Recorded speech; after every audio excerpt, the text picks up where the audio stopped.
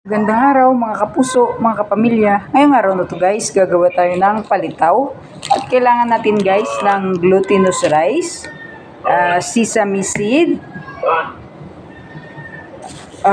peanut powder, tapos itong nyug, tsaka white sugar. Yung una natin gagawin guys, isangag natin tong sesame seed para mabango siya. Mabilis lang naman ito isang guys. Una, painitin muna natin ating kawali. Tapos, lagyan natin ng sesame seed.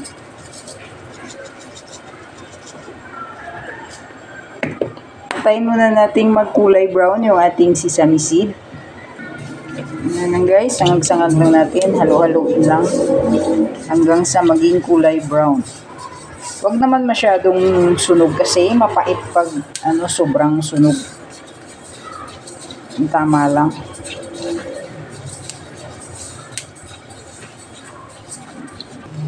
Ayan, kapag ganyan na yung kulay guys, luto na yan. Ayan, tatanggalin na natin sa apoy. Kapag luto na yung sesame seed guys, lalagay nyo sa almiris dahil didikdikin yung ganyan para maging pino na siya. Ayan. Kailangan dikdikin yung pino guys para lumabas yung kanyang amoy. Ngayon guys, itong ating glutinous rice, lalagay na natin dito sa ating bowl. Dahil pwede siyang ma-stroke, sobrang taas ng BP niya. Mabuti, mabilis ang epekto yung gamot sa kanya. Tapos lalagyan natin ng tubig. Tansyahin nyo lang guys ang paglagay ng tubig.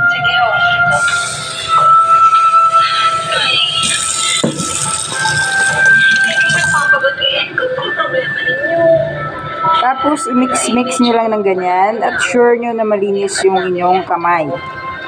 Ayan, gagawin natin tong dough. Ngayon guys, magpapakulo na tayo ng tubig at ito na yung ating dough. Ayan, gagawin nating bilog yan tapos lalagay natin sa ating mainit na tubig.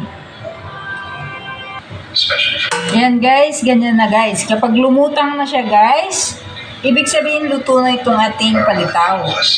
Ayan, tatanggalin na natin sa tubig. Makita niya na kahit wala yung pinamama mo. Maging okay tayo lang. Pamilya na. Ayan, isa-isahin natin tanggalin. Ngayon guys, ito na yung ating sesame seed. Nadurog ko na. Ayan, lalagay natin dito.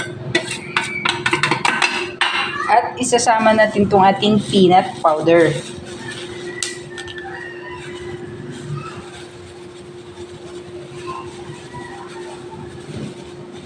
Tapos, lalagyan natin ng white sugar. Lalagyan natin guys ng 2 tablespoons. Ayan guys, depende rin sa inyo kung gaano katamis yung gusto nyong gagawin. Tapos, i-mix-mix lang natin. Ayan, ganyan lang.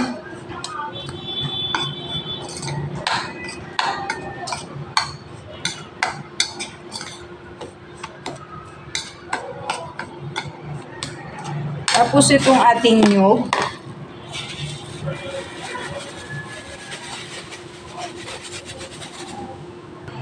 Itong ating nyug guys, lalagay natin sa isang lagayan.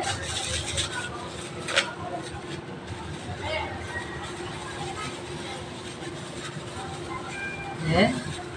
Tapos lalagyan natin ng sugar. Ayan. Lalagyan natin guys ng 3 tablespoons. Tapos, i-mix-mix din natin. Haluin natin mabuti para ma-mix yung sugar saka yung nyug. Tapos, ito na yung ating palitaw, guys. Yan. Ito yung gagawin natin.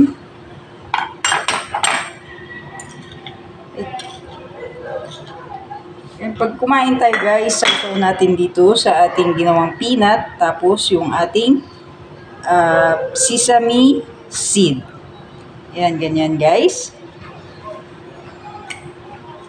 Ayan, ganito na guys. Tapos lalagyan natin ng nyug. Yan, ganyan. Yan, ganyan lang guys. Tapos, titikman na natin yung lasa kung okay na yung tamis. Kakain na tayo. Kain tayo guys!